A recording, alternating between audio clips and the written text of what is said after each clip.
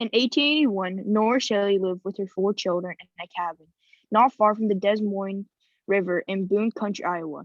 The Shelley family had little money and had suffered tragedies 3 years earlier.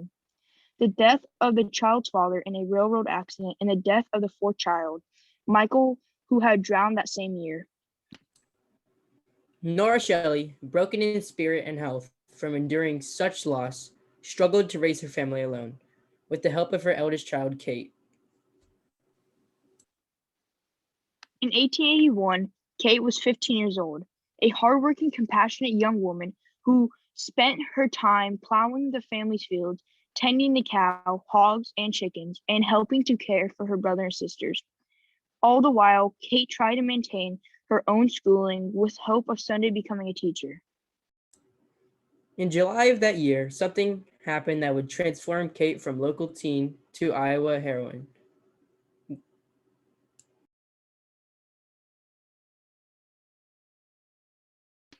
The sky is getting dark with such black, heavy clouds. A storm's coming. It looks to be a big one.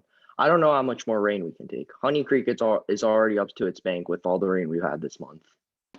I can feel the wind picking up. Maybe I should round up the animals and put them in the barn to be safe.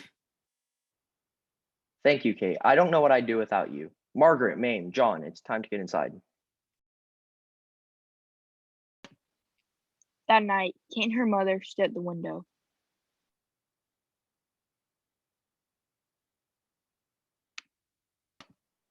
This storm is ferocious. I haven't seen wind this hard or rain this heavy in years. Mother, look! When the sky lights up again, look toward the barn. Honey Creek has flooded its banks. The water is going to flood the barn.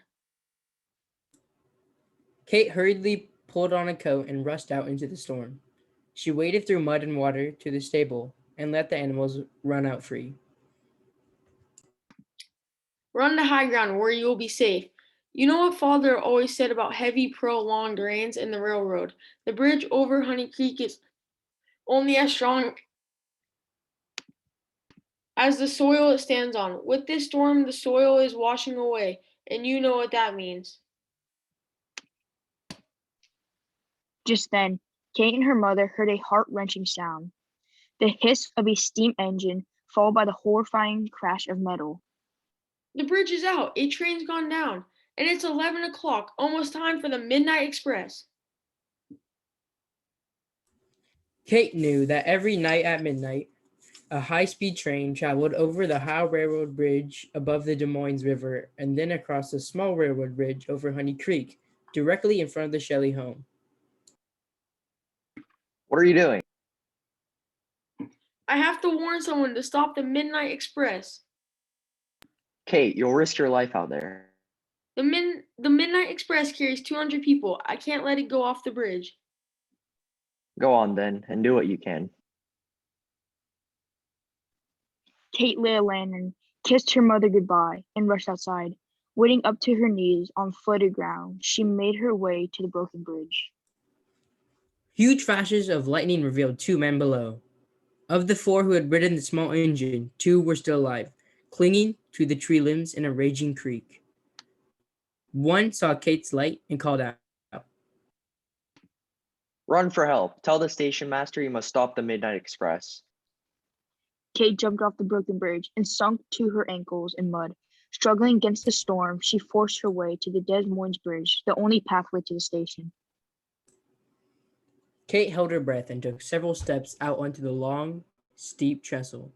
She shook with fear as a streak of lightning revealed trees, bushes, chicken coops, and boards swept along in the wild current. The wind is blowing so hard and the bridge is so high. I am sure to fall. But I must keep going. 200 lives depend on me. I can't let that train go down.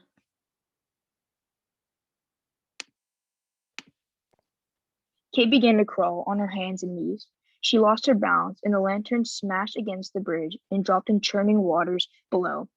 In the deep, frightening blackness, Kate clung to the cold steel rails, groping from one railroad tie to the next, painfully guiding herself across the endless trestle.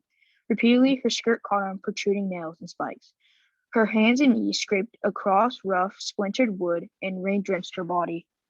At last, I've reached the solid ground. With renewed energy, Kate stood and raced down the track towards the station.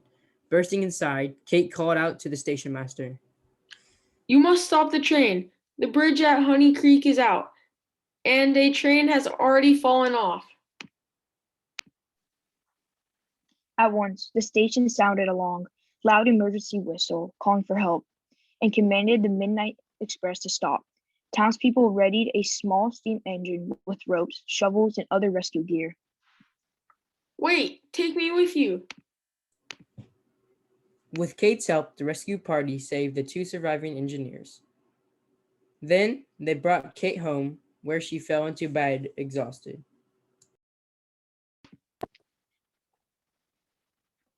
While Kate slept, news of her heroic deeds spread across the nation. By morning, reporters swarmed to the Shelley home, asking questions and wanting photographs of Kate, Honey Creek, and both bridges. From that day on, Kate was a national heroine. Passengers, railroad workers, townspeople, and representatives from the state of Iowa gave Kate medals, free passes, money, flour, coal, and other gifts to show their appreciation. Admirers from coast to coast sent Kate letters and wrote poems, stories, and books to tell her tale. Kate Shelley died in 1912, but her bravery has never been forgotten. The bridge she once crawled across has been replaced with a newer steel version. Today, it is the tallest railroad bridge in the United States and is named in her honor, the Kate Shelley Bridge. The end.